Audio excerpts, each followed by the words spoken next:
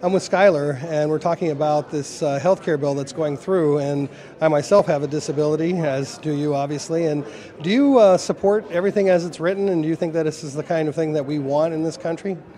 Absolutely not.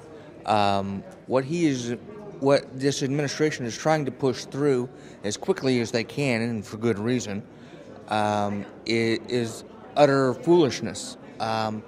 We are looking at a healthcare system that is completely rationed, that is completely bureaucratically controlled. We as patients need to have the control with our doctors. And I say even then more so with the patient, sometimes than the doctor, because even the doctors can get swayed by the bureaucracy, with them threatening what not to pay and so forth. But particularly for those of us who are disabled, who have pre-existing conditions. Now, I agree with the concept of getting rid of pre-existing conditions from insurances and things like that. However, we have to understand that waiting in long lines for things, we have to deal with a lot more than the average person. The average person may only need their checkup once every 6 months or every year.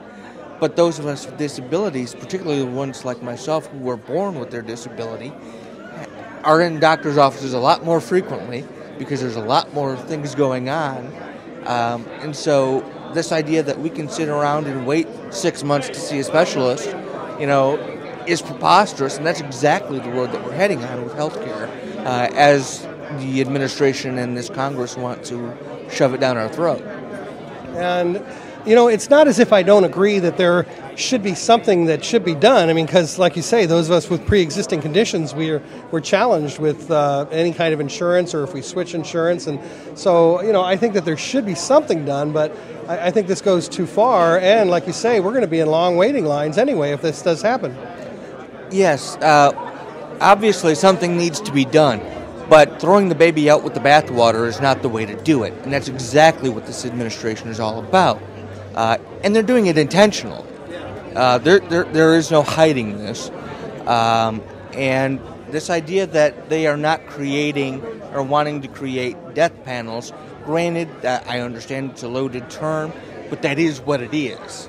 Because what they're doing is trying to create these ethics panels that say, again, the bureaucracy, the government, and the hospital ethics boards and all of these folks are going to decide whether or not they thought that you deserve the care to live. They would, like Obama said on the ABC News channel, he said, maybe it's better that she take a pill, that this 105-year-old grandma take a pill, than to have an operation that could actually help her quality of life. We have to be more focused on quality of life, not just quantity of life. It is not good just to be able to go to work and go home and do nothing else. We have a right to a quality of life.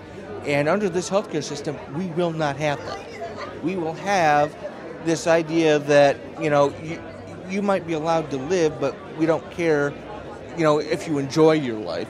You get to be hopped up on pills all day, even though an operation could have not only extended you 5 years, but could have given you a quality of life to enjoy those 5 years.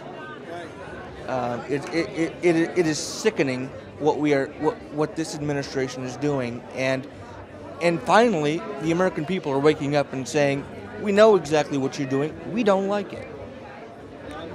All right, well, thank you, Skylar. Appreciate you taking the time to speak with us. Absolutely, anytime.